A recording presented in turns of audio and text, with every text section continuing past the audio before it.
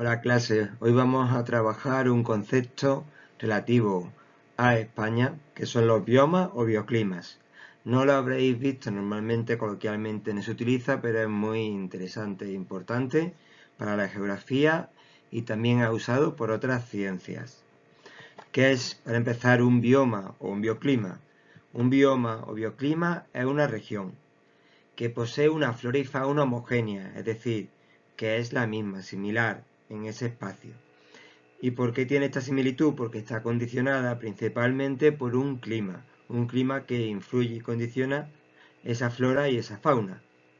Una vez que tenemos esta idea clara, vamos a ver los principales biomas o bioclimas de España.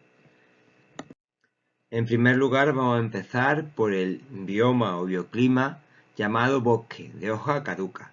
Se tiene que asociar con el clima oceánico o atlántico, que ya hemos visto. Por lo tanto, se halla o se localiza en la fachada cantábrica, es decir, la zona en contacto con el mar Cantábrico, y en la Atlántica gallega, además de las zonas bajas de los Pirineos, de la Comunidad Navarra y Aragonesa. Lo podéis ver perfectamente en esta imagen ampliada, desde Galicia hasta la zona de Aragón. Lo más interesante de este tipo de bioma sea seguramente su flora, en la cual destacan las formaciones arbóreas, es decir, de árboles, para los cuales debemos de reseñar los bosques de hoja caduca o caducifolia, que es su principal característica. Van a perder la hoja en la temporada de otoño e invierno. Aquí veis las dos especies más características.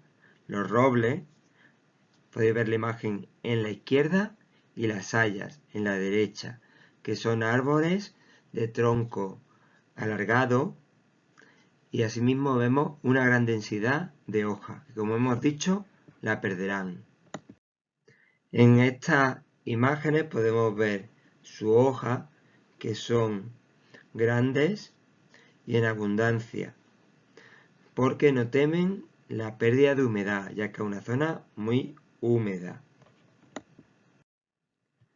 Estas hojas, como hemos dicho, serán perdidas. Podéis ver en la zona central cómo esa hoja verde en primavera y en verano se torna a ese tono marrón amarillento en la temporada del otoño, y así cuando va pasando acaba cayendo. Podéis ver desnudas de hojas estas zonas en invierno. Otra especie, pero de menor desarrollo, es el castaño, que presenta las mismas características que las anteriores. Cuando ya no hablamos de vegetación arbórea, se ha degradado, hablamos de vegetación arbustiva y herbácea. Dentro de la vegetación arbustiva debemos destacar el brezo, que podéis ver en la parte inferior, la retama y otras como el tojo o piorno, que conforman una característica vegetación denominada landa. La vegetación arbustiva de este espacio se le denomina landa.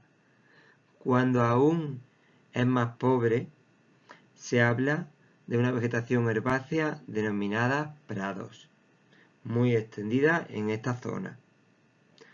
Hay que señalar como un aspecto curioso cómo se ha ido desarrollando en las últimas décadas una mayor y mayor extensión de especies que son alóctonas, es decir, no eran comunes o tan extendidas en esta zona, en las cuales destaca el eucalipto, una especie no europea, o el pino. ¿Por qué? Porque son de rápido crecimiento frente a las anteriores.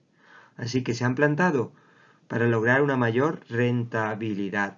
Aquí podéis ver en la zona de la derecha a un pino y en la zona de la izquierda a un eucalipto, ambos con sus hojas características.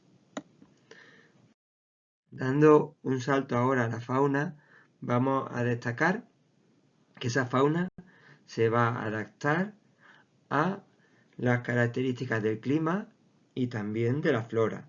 El ejemplo sería el oso y su hibernación, cuando hay menor cantidad de alimento, precisamente. Igualmente que hablamos del oso, que se encuentra en una situación y sigue de peligro, no tan grave como otras, también tenemos que destacar a otros animales omnívoros o carnívoros, como puede ser el tejón o el lobo, también el zorro.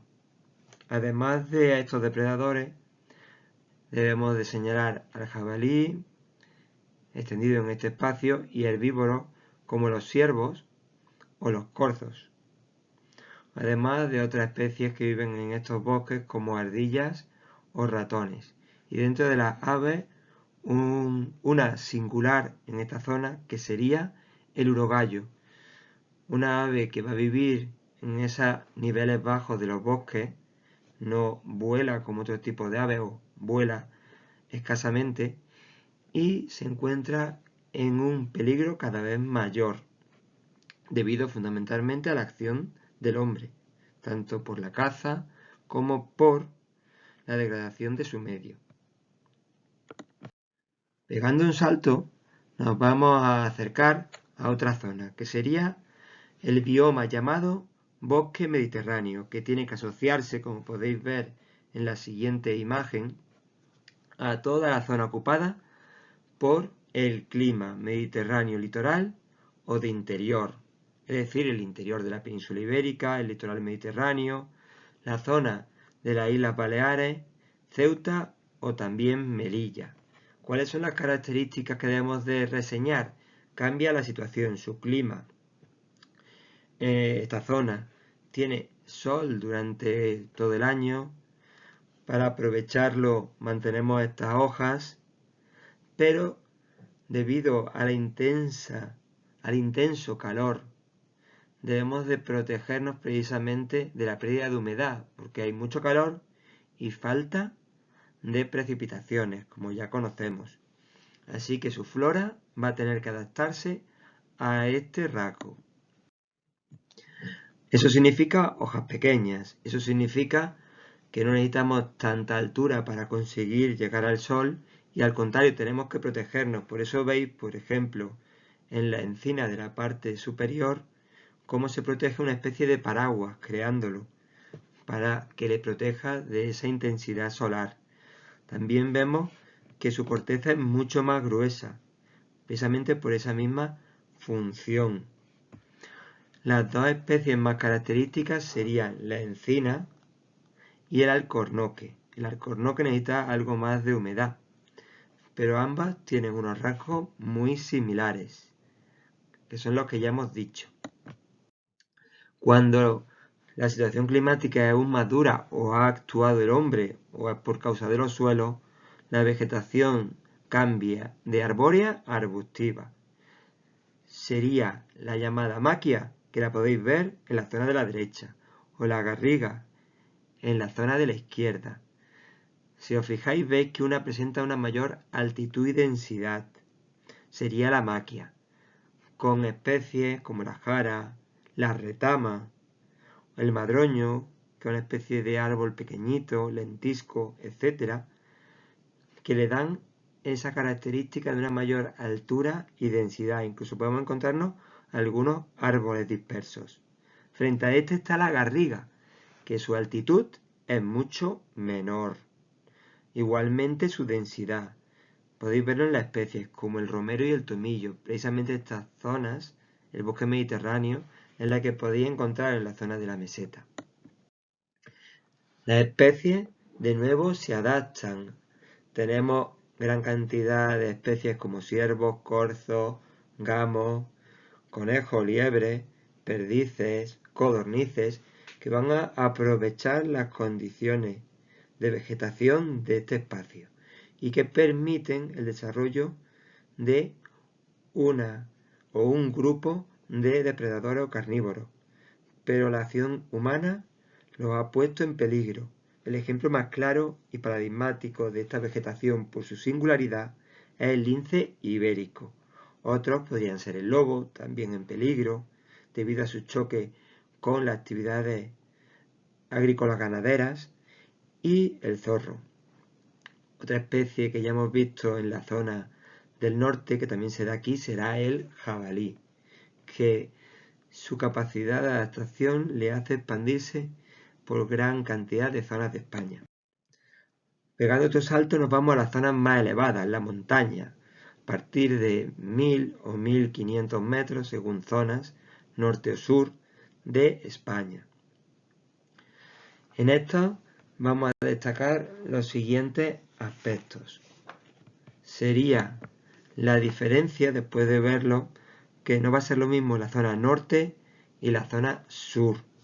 En la zona norte nos encontramos, aquí podéis verlo en esta imagen, la zona norte como la cordillera Cantábrica, los Pirineos. Vamos a ver cómo en principio nos encontramos con caducifolias, que es lo mismo que habíamos visto en una altura inferior, y coníferas cuando nos acercamos. A medida que ascendemos, estas coníferas, estas caducifolias, desaparecen y aparecen arbustos. Ejemplos de arbustos pueden ser las sabinas, que es una especie de árbol pequeñito, o arbustos, enebros, etc. Pero cuando siguen subiendo, a mayor altura, en torno a 2500, se sustituye esa vegetación arbórea por simplemente prados o incluso vegetación que es capaz de sobrevivir sobre la roca, en las zonas más altas. Frente a esto podéis ver cómo en la zona más al sur nos encontramos que se van a dar bosques, incluso caducifolios en estas alturas, encinas, que sería la vegetación tradicional en la zona, y pinares. En torno a los 1500 hasta los 2000 se daría esta vegetación. A partir de los 2000 metros tendremos una vegetación similar, primero de arbustos y después de pradera, como la que ya hemos visto. La fauna igualmente se tiene que adaptar a esas condiciones climáticas muy duras. En este caso podéis ver a simple vista la perdiz nival o el armiño, con ese cambio que podéis ver entre la parte superior e inferior, cómo cambian su pelaje para adaptarse a la temporada de nieve. El quebrantahuesos, que aprovecha la altura, la diferencia de altura, para precisamente conseguir su alimento, tirando los huesos maduros para que se rompan y tomarlos de su interior. Otros grandes adaptadores a ese medio podéis ver aquí la cabra montesa o los sarríos. E igualmente las especies más pequeñas. Aquí tenemos el topillo nival, que va a pasar en hibernación una parte del año para adaptarse a este bioclima. Vamos a ir con lo último, la zona más dura desde el punto de vista de precipitaciones de España. La zona semidesértica, el bioclima semidesértico, asociado con las estepas ibéricas. Estas nos las encontramos fundamentalmente en la zona del sureste, no únicamente, también tenemos puntos aislados, como podemos encontrarlos en los Monegros, en la zona de Zaragoza, las Bárdenas Reales, también en este caso en la zona de Navarra, o inclusive en otras zonas de Castilla y León puntualmente, o incluso en la propia Castilla-La Mancha. Sobre sus rasgos más destacados desde el punto de vista de la flora, viendo una imagen se ve enseguida. Sería una degradación de esa garriga que ya hemos visto previamente, que nos lleva hacia la estepa. Podéis ver la garriga en la parte inferior derecha. Si vemos la parte superior, vemos la llamada estepa, aún con menor densidad, mayores espacios abiertos. Tienen que adaptarse aún a una menor precipitación, visible por ejemplo en las chumberas, visible en la pita. El palmito, como podéis ver, que tiene unas gigantescas raíces, pero una escasa posibilidad de evaporación en sus hojas, como el esparto. La chumbera es el ejemplo clarísimo. Un tomillo, el espárrago, son especies que se tienen que adaptar a evitar la pérdida de humedad porque no hay mucha. Y la forma de lograrlo es precisamente la contraria a la que hemos visto en las especies de las zonas de clima oceánico. Es decir, no vamos a tener hojas, o vamos a tener hojas muy escasas para perder esa evaporación, para no perder esa humedad. Esto mismo, esta adaptación, la vamos a tener en los animales. Nos vamos a encontrar que tienen que adaptarse a este medio. El ejemplo que podemos ver como paradigmático sería lo que se llama abutarda. Tenemos una especie bastante curiosa porque es capaz de volar, pero tiene un tamaño muy elevado. Una de las especies de tamaño más grande que vamos a encontrarnos a nivel mundial, a nivel global y a nivel europeo. Esta se localiza fundamentalmente en este espacio. Otra sería el lagarto ocelado o la liebre. Todas estas especies van a adaptarse igual que la vegetación, a un medio sumamente duro. Para acabar llegamos a la zona también sumamente árida, como la que ya hemos comentado, que se haya localizada, su singularidad sería su localización mucho más al sur. Nos vamos a encontrar en unas latitudes subtropicales, en torno a los 28 grados de latitud, que cambia totalmente lo que hemos visto hasta ahora. Fijaros para saber localizarlo. ¿Os dais cuenta la diferencia respecto a la península? Esa diferencia que la localizáis precisamente ya a una altura ya de África. Esto va a modificar su flora y su fauna respecto a las características que hemos visto en general. En este caso nos encontramos una región que se suele llamar macaronésica, que se va a asociar a escasas precipitaciones y estas van asociadas a la altura. Al ir ascendiendo aumentarán. Podéis ver los cardones o tabaibas en la parte superior, que se asocia a la zona de la costa, dragos o palmeras canarias, las zonas de menor altitud. Al subir aumentamos las precipitaciones y llegamos a un bosque tropical, cuyo ejemplo sería laurisilva, asociado con un tipo de laurel. También podemos encontrarnos las fallas y otros tipos de vegetación como el tilo, que se sitúan en esta zona de mayor densidad debido al aumento de las precipitaciones.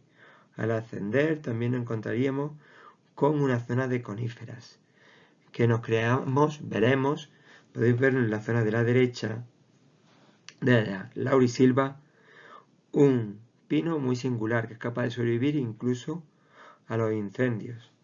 Si vamos subiendo, las condiciones son aún más duras y encontraremos formaciones arbustivas. La retama que hayamos visto, aunque en este caso es una retama singular de este espacio, la retama del Teide, Sabinas, el Tajinaste, una especie endémica propia de esta zona. Y si seguimos subiendo, vamos a llegarnos a las alturas mayores que nos tendremos que enfrentar a las formaciones vegetales rupícolas. Tienen que sobrevivir y anclarse sus raíces en las zonas de rocas. En la zona de la izquierda podéis ver esta evolución. Desde la zona más cercana a la costa, la zona superior, vamos viendo precisamente estas formaciones, la laurisilva, pino y las zonas arbustivas o directamente rupícolas. E igualmente que se han creado unas formas vegetales propias de esta zona, también se ha dado con la fauna, especies endógenas que se han desarrollado durante milenios, creando especies únicas, como el lagarto gigante del hierro, que supera el medio metro, murciélagos, en mamíferos no hay un gran número, también tenemos las musarañas, otro tipo de aspectos de animales a destacar serían las aves, como la uvara canaria, la mayor en tamaño, o una que todos conoceréis como el canario, que se ha ido extendiendo, pero por la difusión del hombre. Igualmente nos vamos a encontrar que además de estas especies originarias, se han ido introduciendo otras. por parte de las poblaciones que llegaban, de forma querida, como el arrui, que se han utilizado algunas para caza o simplemente como ganado, y otras se han introducido de forma espontánea. Vemos aquí la ardilla moruna. Y con esto espero que os hayáis dado cuenta de la riqueza que tiene España, de la diversidad, de la necesidad de cuidar y de la posibilidad de conocerlo simplemente saliendo al campo y viendo lo que nos rodea. Espero que sepáis todo lo que tenéis y además podéis reconocerlo.